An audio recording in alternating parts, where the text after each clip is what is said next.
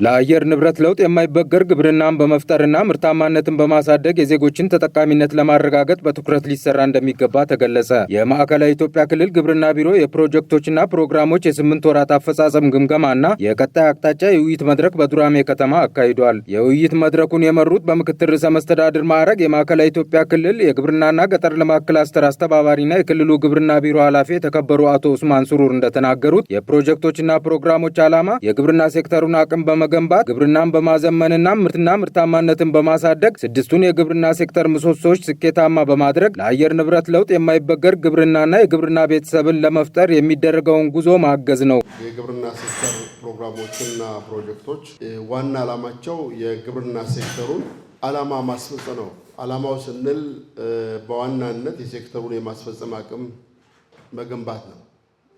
በዋናነት የሴክተሩን የማስፈጸም አቅም መገንባት የሴክተሩ ግብርናውን ለማዘመን የቴክኖሎጂ ሽግግርን በማሳለጥ ወይም የማገዝ ሚና ነው የሚጫወቱት።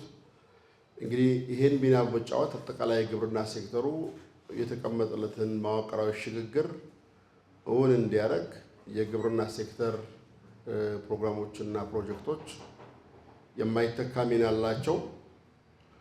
ይሄ ሚናቸው በመጫወትም እንግዲህ ባለፉት ዓመታት በተሰሩ ስራዎች በተለይ ይሄ ክልል እንደ አዲስ ክልል ከወጣ በኋላ ፕሮግራሞቹ በትክክለኛው በተቀመጠላቸው አሰራርና ስርዓት መሰረት እንዲመሩ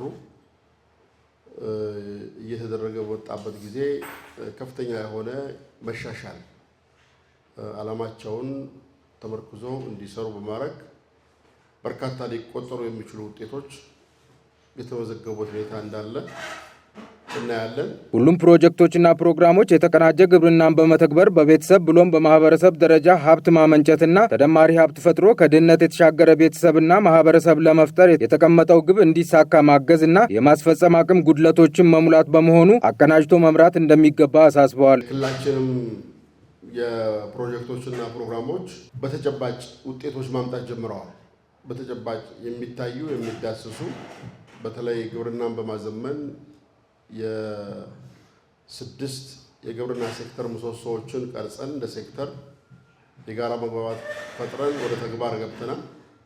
እነዚህን ምሰሶዎች ምልዓተ ሕዝቡ ጋር ደርሰው ፕሮጀክቶቹ ከተቀመጠላቸው አሰራር አንጻር የሚጠበቀውን ውጤት እንዲመጣ በማገዝ ትልቅ ሚና እየተጫወቱ ነው ያሉት። የሚታዩ ውጤቶችም አሉ።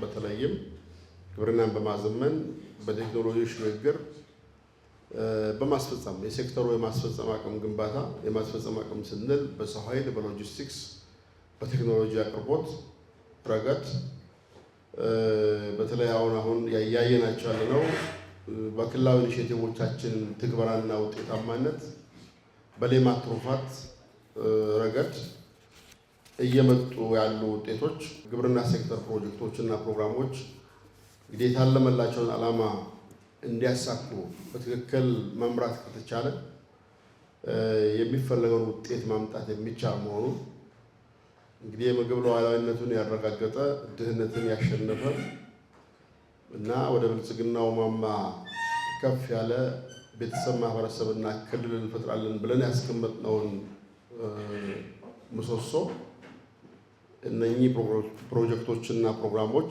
አበርክቷቸው ከፍ ያለ ነው። በፕሮጀክቶችና ፕሮግራሞች የሚመጣውን ሀብት በአግባቡ በመጠቀምና ለታለመለት ዓላማ በማዋል የሚፈለገውን ውጤት ማምጣት ይገባል ያሉት የተከበሩ አቶ ኡስማን ሱሩር አመራሩም በቅርበት ሆኖ የሚያጋጥሙ ችግሮችን በየምዕራፉ እየገመገመና እየፈታ በአግባቡ ሊመራ ይገባል ብለዋል። ይህን ሀብት በተገቢው መንገድ መጠቀም የሚፈለገውን ውጤት ማምጣት በብድር የመጡት ሀብቶች ነገ ትውልድ የሚከፍላቸው ናቸው። ዛሬ በትክክል ተጠቅመን ለውጥ ካመጣንበት ሀገር ከቀየርንበት የሚቀየረው ሀገር ለነገው ትውልድ ዕዳ ሳይሆን ምንዳ ይሆናል ማለት ነው። ይህን ሀብት በተገቢው መንገድ መርተን የሚፈለገው ውጤት ካላመጣን ለቀጣዩ ትውልድ ዕዳ እያኖርን እንሄዳለን ማለት ነው። ስለዚህ ፕሮጀክቶችና ፕሮግራሞችን ስንገመግም ምን ማለት ነው የሚለውን ሁሉም ሰው ማወቅ አለበት። ይሄ ስራ የፕሮጀክት አስተባባሪ ጉዳይ አይደለም። ይሄ ስራ የመንግስት ሹመኛው ጉዳይ ነው። የፓርቲ ብትር ይዟል፣ የመንግስት ብትር ይዟል። ፕሮጀክትና ፕሮግራምን ሲያስተባብር፣ ፕሮጀክትና ፕሮግራምን ሲደግፍ ምን ማለት ነው የሚለውን ጉዳይ አመራሩ የዕለት ተዕለት ስራው አድርጎ አውቆ በእውቀት ላይ ተመስርቶ መምራት አለበት። ትራንስፓረንት ሆነው መመራት አለባቸው። የሚፈለገውን ውጤት እያመጡ ስለመሆኑ በየጊዜው ጎጅ እየተደረገ እየተለካ እየተመዘነ መሄድ መቻል አለበት። የሚያጋጥሙ ችግሮች ካሉ በየምዕራፉ እየገመገመ መሙላት አለበት። አመራሩ በጥብቅ ዲሲፕሊን መመራት አለባቸው። መንግስት በሚያስቀምጠው የመንግስት አሰራርና ስርዓት መሰረት ፕሮጀክቶቹ ተመርተው የሚፈለገው ውጤት መምጣት አለባቸው። አመራሩ ባለሙያውና ህብረተሰቡ ተቀናጅቶ በሰራባቸው ዘርፎች የላቀ ስኬት መመዝገቡንና በዛው ልክ የቅንጅት ጉድለት በታየባቸው ዘርፎች ዝቅተኛ አፈጻጸም መኖሩን የገለጹት የቢሮ ኃላፊ የፕሮጀክቶችና ፕሮግራሞች አፈጻጸም ስኬት የሚለካው በምርታማነት መጨመርና በዜጎች ተጠቃሚነት ማደግ ሊሆን ይገባል ብለዋል። ተግባራት፣ እቅዶች በትክክል ታውቀው አመራሩ፣ ሙያተኛው፣ ህብረተሰቡ ተቀናጅቶ ተናቦ ተባብሮ በተሰራባቸው ቦታዎች አንዳንዶቹ ለሌላም ቤንች ማርክ የሚሆኑ ከዓለም አቀፍ የምርታማነት ከተደረሰባቸው አንጻር ተመጣጣኝ የሆኑ ምርታማነት ጋር የተደረሰበት እናያለን። እዛው ሳለ ደግሞ በጣም ዝቅተኛ ደግሞ እናያለን።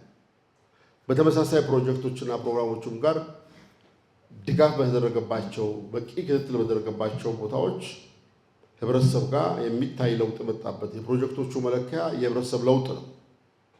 ህብረተሰብ ጋር ምን መጣ፣ ምን ታልሞ ነበር፣ ምን መጣ፣ በቤተሰብ ደረጃ፣ በማህበረሰብ ደረጃ፣ በክልል ደረጃ የሴክተሩ የማስፈጸም አቅም ይገነባሉ ብለን ስንል የፋይናንስ አቅርቦት ጉድለት ይሞላሉ፣ የቴክኖሎጂ አቅርቦት ጉድለት ይሞላሉ፣ የሰው ኃይል ስልጠና ችግር ይፈታሉ ብለን ስንል ውጤቱ የሚለካው በዜጎች የኑሮና የገቢ ለውጥ ነው። ያ የኑሮና ገቢ ለውጥ ደግሞ የሚመጣው የምርታማነት እድገት ሲመጣ ነውና ስለዚህ ሁል ጊዜም ፕሮጀክቶቹና ፕሮግራሞቹን ስንለካ ስንመዝን መመዘኛችን መሆን አለበት የሚፈለገውን ግብ እያሳካን ነው ወይስ አይደለንም ብሎ አመራሩ በጥብቅ ዲሲፕሊን መምራት አለበት። በግብርናው ዘርፍ የታቀዱ ግቦችን በማሳካት የዜጎችን ሁለንተናዊ ተጠቃሚነት ለማረጋገጥ ሁሉም ፕሮጀክቶችና ፕሮግራሞች እርስ በእርስ እየተማማሩ እየተራረሙና እየተደጋገፉ ለላቀ ለውጥ ሊሰሩ እንደሚገባም አቶ ኡስማን አሳስበዋል። ከፕሮጀክት ከፕሮግራም እነኚህ ምርጥ ልምዶችን አንዱ ከሌላው እየተማማረ እነኚህ አይነት መድረኮች የእርስ በርስ መማማሪያም ጭምር ስለሚሆኑ እርስ በርስ እየተማማሩ ጉድለቶቹን እያረሙ ጥንካሬዎቹን እያሰፉ እያጸኑ እያዘለቁ እያራቁ መሄድ ያስፈልጋል። በትናንሽ ነገር ደግሞ መርካት አያስፈልግም። አንዳንድ ጊዜ ይስተዋላል። በትንሽ ነገር መርካት ገና ህዝባችን ጉዞ ጀመር ነው እንጂ ገና ነው፣ ብዙ ርቀት ነው የምንጓዘው። ይህ ሀገር የተረከበው ዕዳ ብዙ ነው። ተሻግሮ የመጡ በርካታ ዕዳዎች አሉ። የኢኮኖሚ ዕዳ፣ ማህበራዊ ዕዳ፣ ፖለቲካዊ ዕዳ። ስለዚህ ብልጽግና ሁሌ ምን እንደምነው እኛ ስንኖር ለምክንያት መኖር አለብን። ዕዳን ወደ ምንዳ እየቀየርን ለትውልድ ተሻጋሪ ስራ እየሰራን መሄድ ከኛ ይጠበቃልና ይሄን አውቀን ፕሮጀክቶቹን ስንገመግምም ስንከታተልም ስንደግፍም ይሄንን ማወቅ ያስፈልጋል።